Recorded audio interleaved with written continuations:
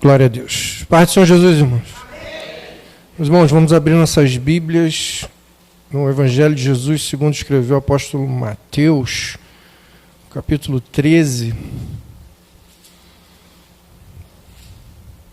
Hoje é uma pregação. Já preguei sobre esse tema aqui outra vez, irmão. É bom sempre ficar lembrando dos irmãos para servir de alerta, para a gente não cair em cilada do inimigo, né? Porque houve uma situação recente. Da outra vez eu falei até porque um irmão lá na academia que eu conheci, ele se afastou da igreja por causa da liderança, né? E a gente não pode perder a comunhão por ninguém. E dessa vez agora, uma pessoa que eu gosto muito se afastou da igreja, mas foi um conflito aí entre os irmãos, eu fiquei sabendo, nem estava aqui. Estou chateado, enfim, não preciso dizer o que é. Mas é bom trazer porque a gente precisa estar alerta, irmãos. O inimigo usa. O inimigo destrói a igreja de dentro para fora. Ele não manda pedrada de fora para dentro, não. Ele bota aqui dentro para quebrar aqui dentro para a pessoa sair. E a gente precisa ficar alerta, porque independente do que aconteça, você não pode perder a tua comunhão com Deus. Você não pode perder a tua busca para a salvação. Então, caso aconteça alguma vez na vida dos irmãos, os irmãos precisam ter essa palavra em mente, no coração, enraizada, para ter a certeza de que é cilada do inimigo e não é nada de que Deus fez. Deus não pode ser culpado e você não pode colocar a culpa na igreja, muito menos se afastar por qualquer situação que aconteça dentro da igreja. Né? Tinha um pastor que falava sempre para a gente assim, falava assim, olha, se você quiser, no dia que você achar uma igreja perfeita, saia dela, senão você vai estragar ela. Porque nós somos pecadores. Todos nós somos. Se você achar uma igreja perfeita, saia dela, senão você vai ser responsável por estragar ela. Não vai achar, irmão. Igreja feita por a igreja na terra é composta por seres humanos. Os seres humanos são pecadores. Não há homem justo na terra que faça o bem e não peque. Eclesiastes 7:2, se eu não me engano, 7:10. Enfim. Quem achou Mateus capítulo 13? Dá um brado pentecostal. Deus já está falando aqui. Vamos ler do versículo 24 ao 30. A parábola muito conhecida do joio e do trigo. Propôs-lhes outra parábola, dizendo: o reino dos céus é semelhante ao homem que semeia boa semente no seu campo, mas dormindo os homens, veio o seu inimigo e semeou o joio no meio do trigo e retirou-se. E quando a erva cresceu e frutificou, apareceu também o joio. E os servos do pai de família, indo ter com ele, disseram-lhe: Senhor, não semeaste tu no teu campo boa semente? Por que tem então joio? E ele lhes disse: um inimigo é quem fez isso. E os servos lhes disseram: queres, pois, que vamos arrancá-lo? Porém, ele, o Senhor, lhes disse: não, para que, ao colher o joio, não arranque também o trigo com ele. Deixai crescer ambos juntos, até a ceifa. E por ocasião da ceifa, direi aos ceifeiros: colhei primeiro o joio, e atai-o em molhos para o queimar, mas o trigo ajuntai-o no meu celeiro. Pode sentar, irmão, glorificando ao Senhor. Essa palavra explica muito bem, irmãos, porque o Senhor Jesus estava recitando essa parábola às margens do mar da Galileia. E ele usou uma parábola que, para as pessoas que estavam ali ouvindo, né, os irmãos sabem que não era só os apóstolos que acompanhavam Jesus, tinham vários discípulos e seguidores. E Jesus, quando falava essas palavras, tinha centenas de pessoas, se não milhares, ouvindo. E ele estava usando ali uma parábola, porque a região do Mar da Galileia é uma região que tem muita agricultura. Então ele estava usando um termo comum ao conhecimento daquele povo. Estava explicando assim, vou desenhar para você uma situação que você entenda, porque faz parte do teu dia a dia. Então ele estava explicando que porque eles sabiam que era uma prática comum. A agricultura era muito comum naquela região. As pessoas queriam, para ganhar mais dinheiro, elas precisavam vender mais. E aí os inimigos, os capirotos lá, os gadarenos, chegavam na plantação do abençoado, destruía ela de propósito para ele vender menos e a do inimigo ficava com maior lucro. Era uma prática comum naquela época fazer isso. Então Jesus estava usando exatamente a parábola para que os irmãos entendessem, e ele estava explicando que o reino dos céus é semelhante ao homem que semeia boa semente, versículo 24, no seu campo. Ou seja, Jesus, ele traz os escolhidos para a igreja, e a boa semente para a igreja, Jesus traz, escolhe, coloca aqui. E aí ele fala que, mas dormindo os homens, ou seja, num momento de distração da igreja. Não é um momento que Jesus permitiu, ou que Deus colocou, que não, o inimigo ele entra, irmão. Num momento de distração da igreja, veio seu inimigo. E essa palavra aqui em grego é ertros, que significa inimigo pessoal, que é uma pessoa que deseja causar dano. Então ele estava usando, não, a gente tem a tendência na gíria, né, do crente, chamar Satanás de inimigo, por causa disso. Mas aqui ele está usando a palavra inimigo não para falar de Satanás. Ele está usando a palavra para explicar que é alguém que quer causar dano intencionalmente. Então vira seu inimigo. E ele fazia essa prática porque existia aquilo. Então quando a igreja está distraída, vem o inimigo e semeou, e o semeou aqui, o original diz que é pesperen, que significa semeou secretamente por cima. Na verdade, era um termo usado para lançar por cima de outras plantações, que era exatamente o termo que eles descreviam quando ia um inimigo lá sabotar a sua plantação. É um termo que ele usava porque... E é isso que Satanás faz. Quando a igreja está distraída, ele vai lá e lança uma seta no meio da igreja. E aí o que acontece? Na hora que a seta é lançada, você vê? Não. Ninguém vê. Por quê? Segue a palavra. Semeou o joio no meio do trigo. Irmão, o joio ele é muito parecido com o trigo. Mas você só consegue distinguir, a diferença você só consegue ver quando chega perto da colheita. E aí, versículo 26, a erva ela cresce e frutifica.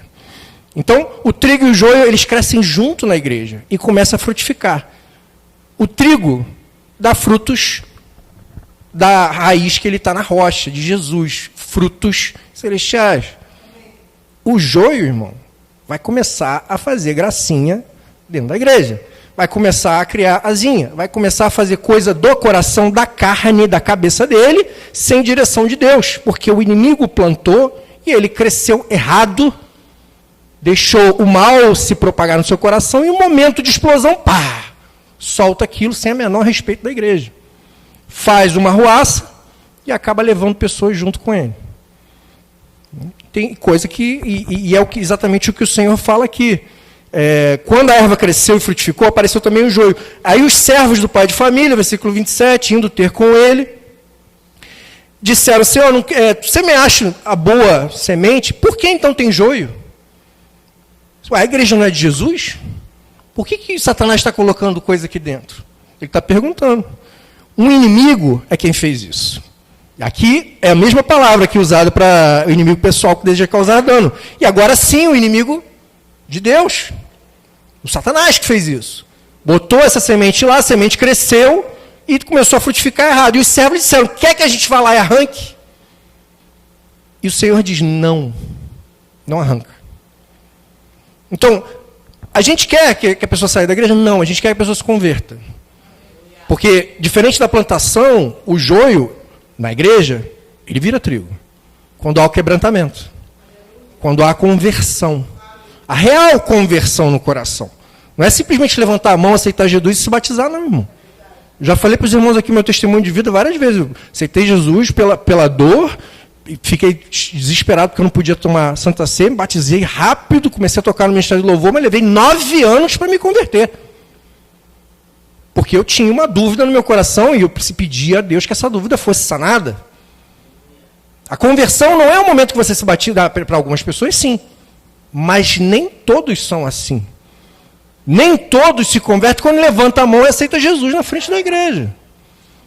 E aí o que a gente quer é que o joio converta-se, quebrante-se e venha para Deus verdadeiramente.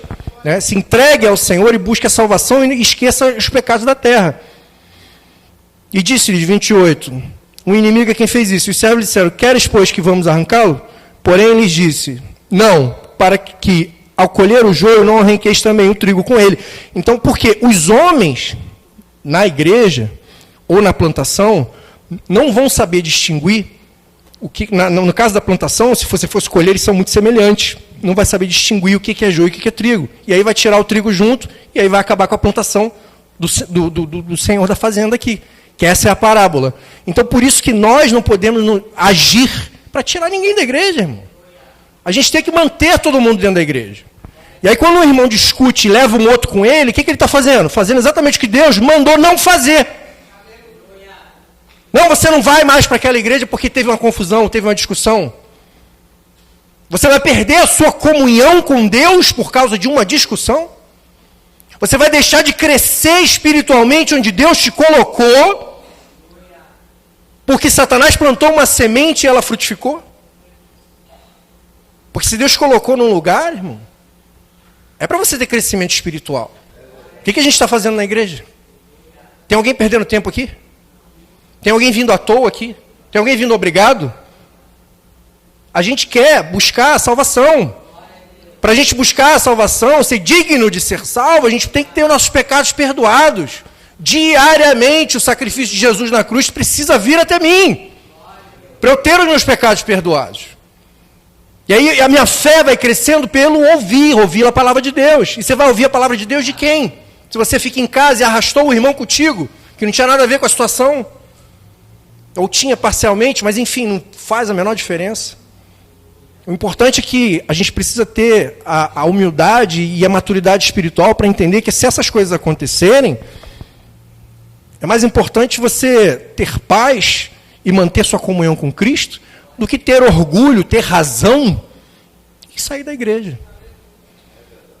E aí, irmãos, a palavra segue dizendo, não, para que ao colher o joio não arranqueis também o trigo com ele. Deixai crescer ambos juntos até a ceifa. Irmão, crescendo lado a lado, o trigo continua crescendo, o joio continua crescendo. No caso da plantação, o joio uma hora vai mostrar a cara. No caso da igreja, a gente quer que o joio alguma hora se converta. Porque esse crescimento ele vem vindo junto com o trigo. Tem uma passagem em Mateus, se eu não me engano, no capítulo 24, das virgens, das 10 virgens, 5 prudentes e 5 loucas. É uma profecia sobre o arrebatamento. Metade da igreja está preparada para ser arrebatada e a outra metade não está. São igrejas pontuais? Irmão, dentro da igreja pode ter metade. Metade das pessoas dentro de uma igreja está pronta para ser arrebatada e a outra metade não está. E aí vai chegar o momento do arrebatamento e falar, me dá um pouco de azeite. Eu não posso te dar não, porque senão eu vou ficar sem. Vai buscar o teu. A pessoa vai correr buscando unção, não vai conseguir achar, ou quando conseguir achar vai chegar, a porta está fechada. Porque já foi a colheita. Então na hora da colheita vai haver a separação. A ceifa, irmãos, em grego é terismos, representa aqui, a ceifa, né, que é terismos, representa a colheita, é o julgamento de Deus. E o teristai, que são os ceifeiros, não são homens. Não somos nós que fazemos essa colheita, são os anjos que vão fazer a ceifa. Então, eles terão ordem de Deus para saber quem é joio e quem é trigo para separar. E a gente precisa colocar o nosso coração na posição para que a gente não seja colhido primeiro. Colhei primeiro o joio e atai-o em molhos para queimar. Mas o trigo ajuntai-o no meu celeiro. Eu quero ir para o celeiro de Deus.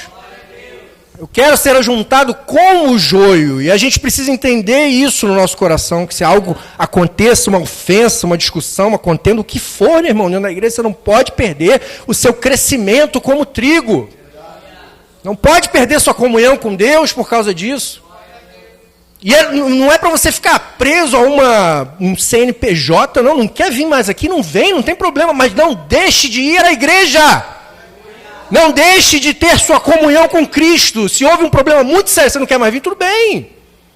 Mas não perca a sua salvação por causa de besteira dentro da igreja. Nunca deixe Jesus em segundo lugar.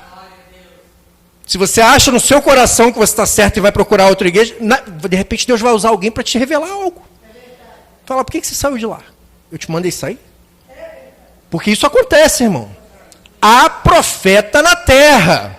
E Deus usa as pessoas. Se você buscar, Deus vai falar contigo. Pedi, dá-se-vos-á. Batei, abre-se-vos-á. Pedi. Não. Buscar e achareis. Batei. Porque quem pede, recebe. Quem busca, encontra. O que bate, lhe é aberto. Essa é a final.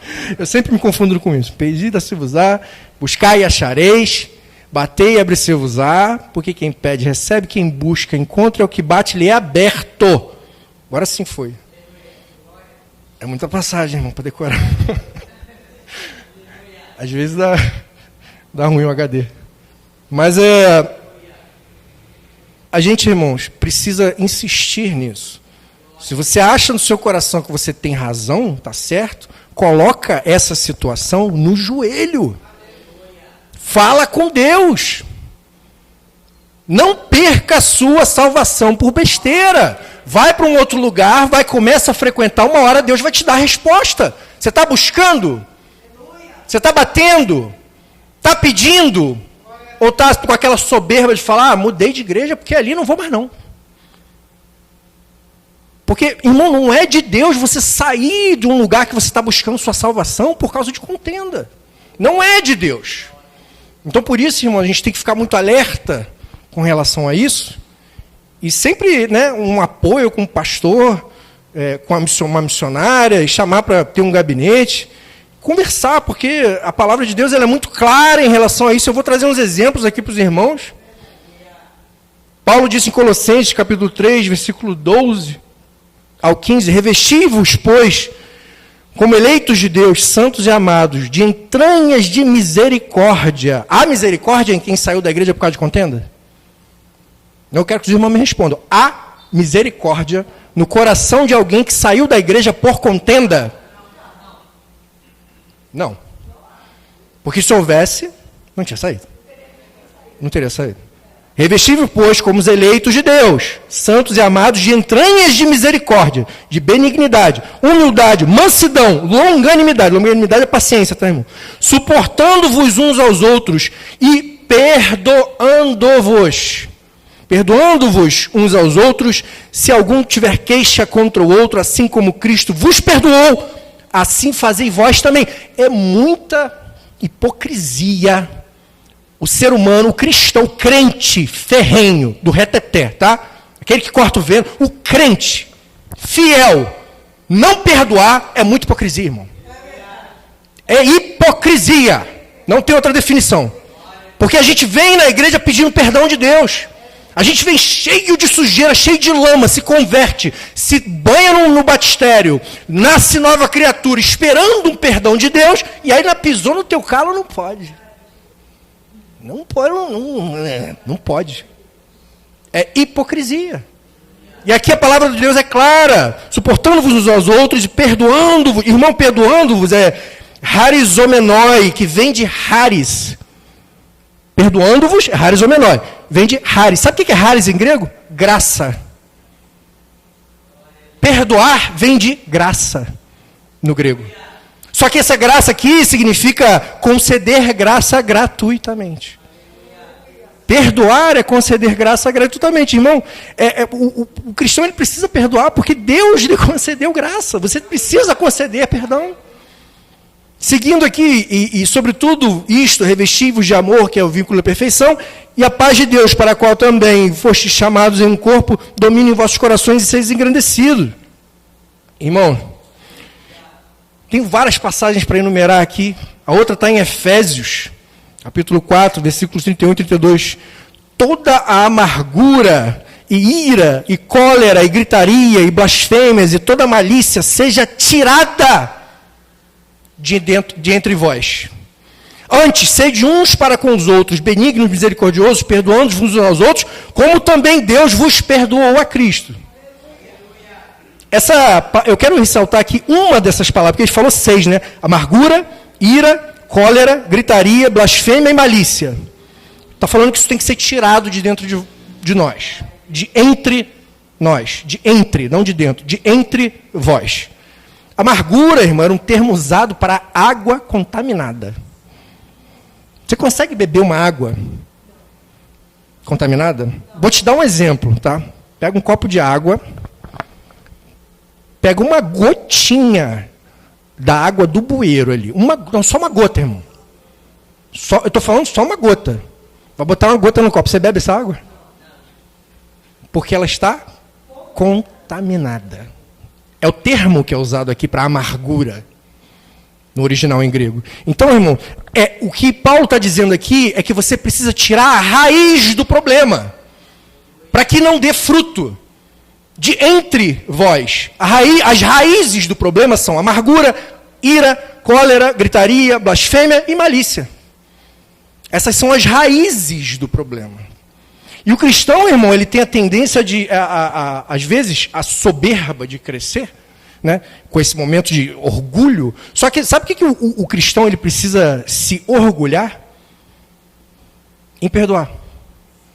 Provérbios 19, versículo 11. O entendimento do homem retém a sua ira. Ou seja, quanto mais entendimento o homem tem, mais ele retém a ira. Quanto mais entendimento o homem tem das situações do mundo espiritual, menos ele deixa a ira sair. Está entendendo?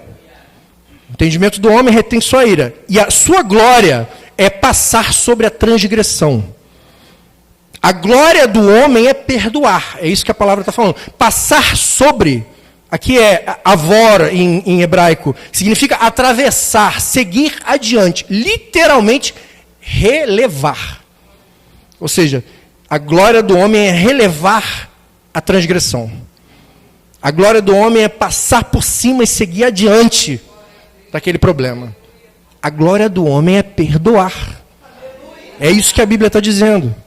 E olha como Tiago, ele explica ainda mais dentro da natureza do ser humano. Tiago, capítulo 1, versículo 19 e 20, a palavra do Senhor diz: mas sabeis isto, meus amados irmãos, mas todo homem seja pronto para ouvir, tardio para falar, tardio para se irar.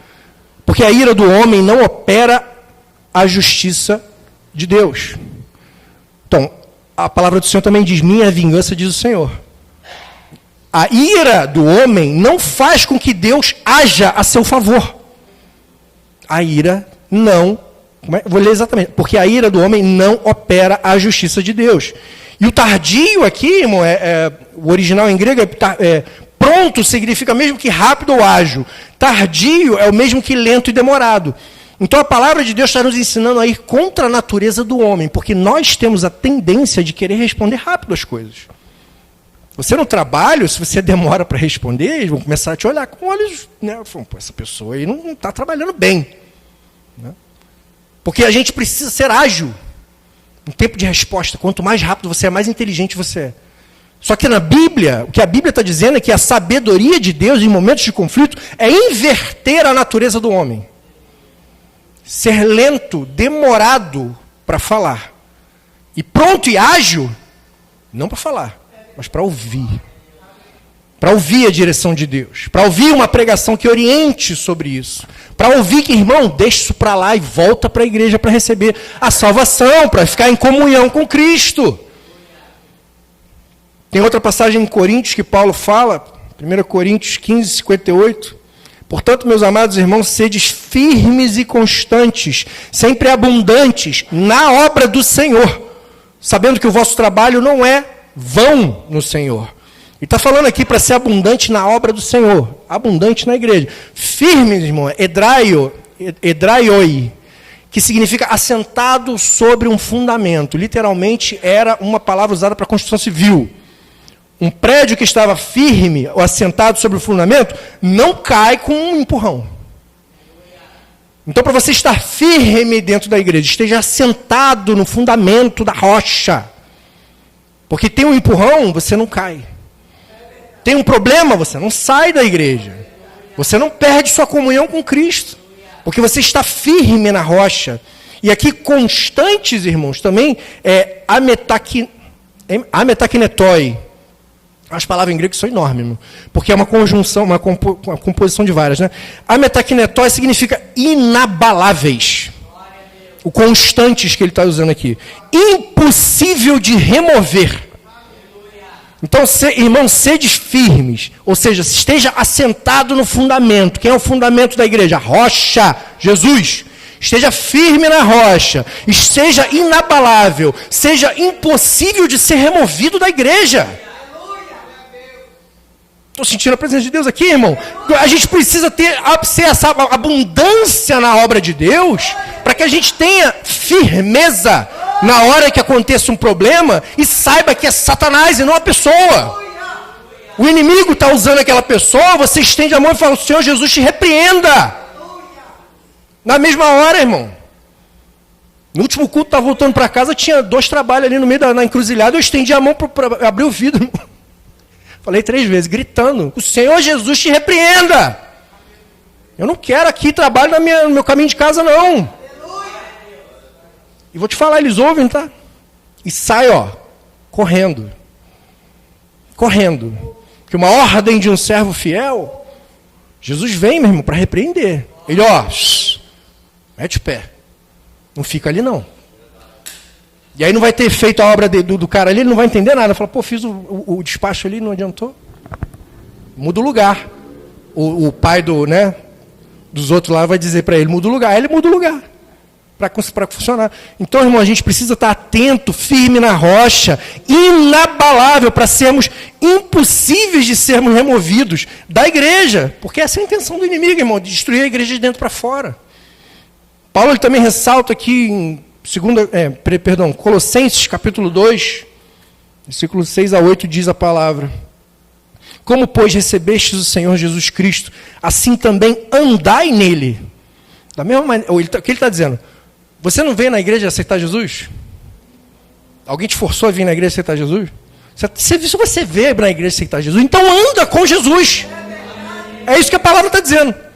Como, pois, recebestes o Senhor Jesus Cristo, assim também andai nele. Arraigados. Aqui eu não vou ler tudo ainda, não. Eu vou parar aqui, porque arraigado é erizomenoi.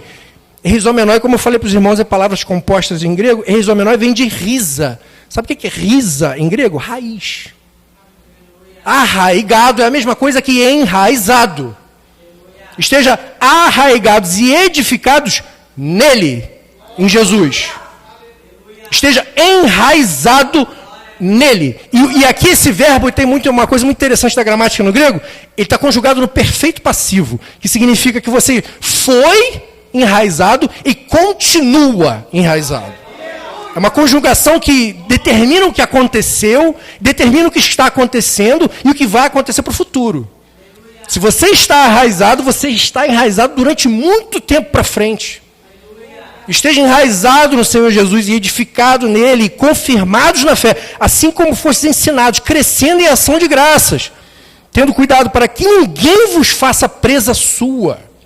Cuidado para não cair na cilada de nenhum abençoado que está sendo usado pelo inimigo, irmão. Por meio de filosofias e vãs sutilezas. Filosofia seria falsos profetas ou as pregações erradas. E vãs sutilezas, uma sutileza dessa, uma discussãozinha aqui, um negocinho ali, uma coisinha aqui que você não vai mais na igreja. Perde a comunhão com Cristo por causa de bobeira. Porque não está enraizado em Jesus. Se tivesse, ia estar sentindo falta da igreja. Sentindo falta do crescimento espiritual, de ouvir a palavra. De vir aqui adorar o Senhor, de sentir a presença de Deus. Então, irmãos, por meio de vãs filosofias e vãs sutilezas, segundo a tradição dos homens, segundo os rudimentos do mundo e não segundo Cristo. O que ele está dizendo aqui? Segundo a tradição dos homens, segundo o rudimento do mundo, o rudimento do mundo diz que quem é mais orgulhoso é mais machão. Né? Bate no peito e fala, vou sair mesmo porque eu estou certo. Esse é o rudimento do homem. O segundo Cristo, irmão, você tem humildade para chamar o irmão, olha só, vamos conversar porque eu não quero sair da igreja não, irmão. Está errado aquilo ali que aconteceu? Então faz um gabinete. chama o pastor, levanta a situação em oração e resolve espiritualmente. A gente esquece que nós somos seres espirituais com experiência carnal. Eu não sou um ser carnal com experiência espiritual, irmão. Eu quero ir para a glória. Eu não quero ir para o inferno. Eu quero morar no céu, ter vida eterna, segundo a promessa de Cristo. Então eu não quero experiências espirituais. Eu quero ser um ser espiritual. Por isso eu preciso andar em espírito, viver em espírito, resolver os problemas em espírito. E a melhor maneira disso é, pastor, vamos resolver aquela situação. Eu preciso ir para a igreja com o coração limpo. Eu quero ouvir a palavra, eu quero entrar na igreja, eu não quero ter rancor, não quero ter tristeza. E eu quero receber a palavra para a minha fé ser edificada, para eu ter crescimento espiritual. Está cada vez mais próximo da entrada da porta estreita. Porque só na igreja, irmão, que você vai ter sua fé sendo edificada. E aí eu quero te perguntar uma coisa. Se você vê o joio dentro da igreja, você vai continuar sendo trigo?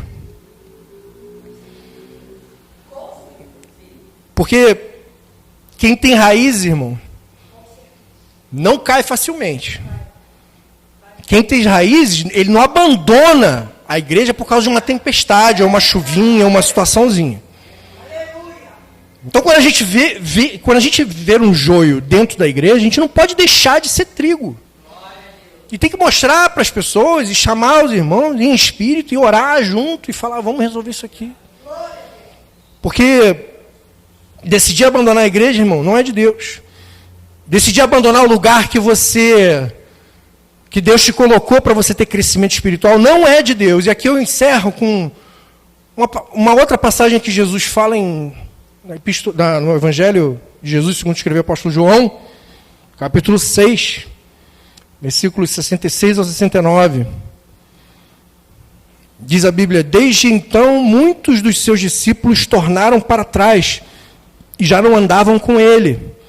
Então, Jesus disse aos 12, presta atenção, irmão, Jesus chegou para os apóstolos, quereis vós também retirar-vos? Vocês querem ir embora?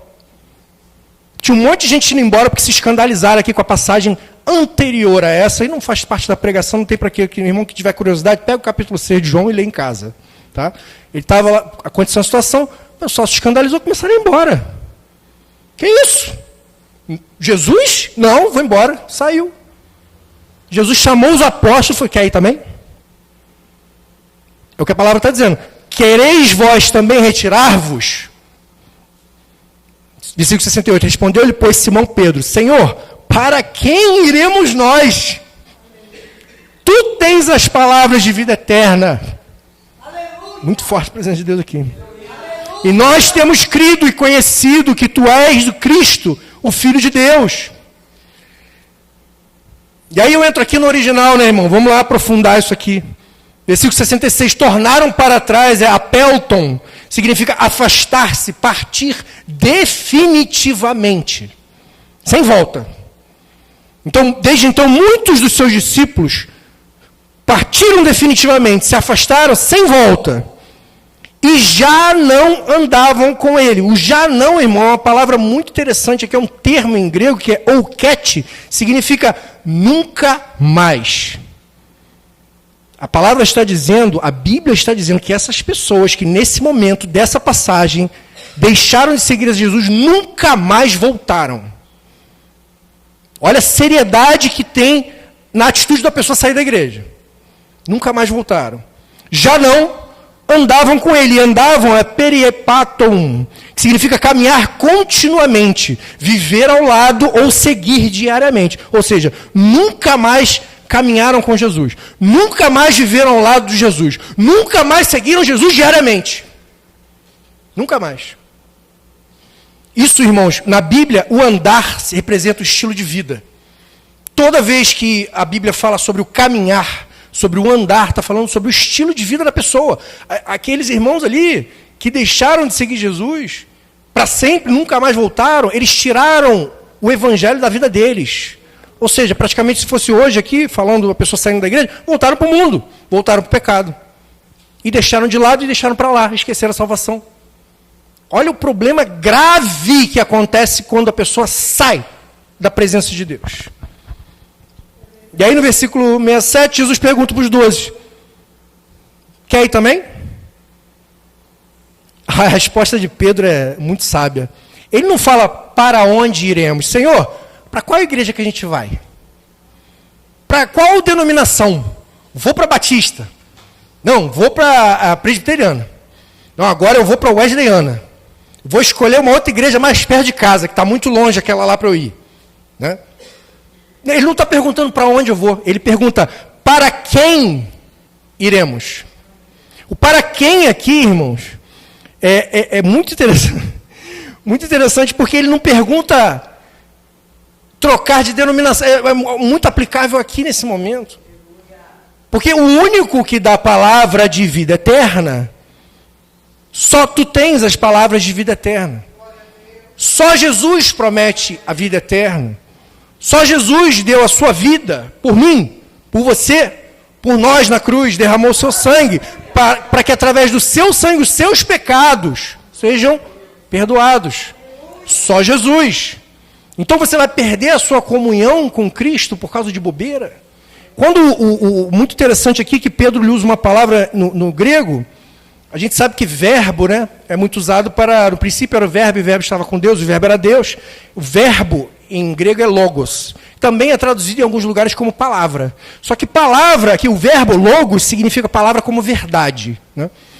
Só que tem outra palavra em original em grego que também diz, que também significa palavra, e não é logos que ele usou aqui, ele usou rema, que é a palavra pronunciada.